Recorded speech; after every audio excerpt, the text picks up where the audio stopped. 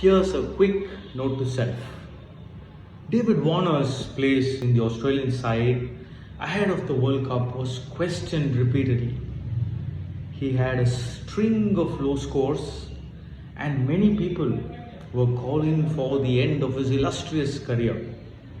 David Warner, though, kept putting in the long strides, and now he has 2 centuries in this World Cup and is leading the Australian comeback.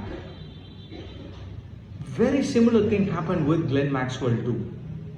After a string of slow scores in this very World Cup, again people were calling for his head. And how well did he silence his critics yet again?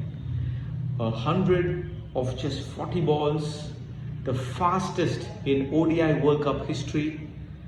Sometimes these 2 episodes tell me that if you're pushed to a corner and people call for your head and why you're doing this and why you're doing that and that you have been consistently underperforming, there is a point of no return. At that moment, your best always comes out. Sometimes when there is a dark and there is no light at the end of the tunnel, we tend to be lost.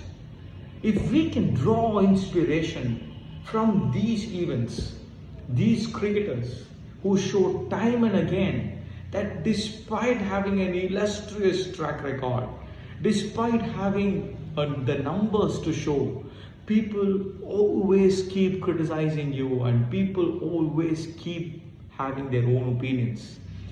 That these cricketers can come back and show the world why that they are so highly spoken about and that a comeback is always possible. A note to self, remember that every setback is an opportunity to reflect on, and when there is no light at the end of your tunnel, bring your own candle and let your own light shine.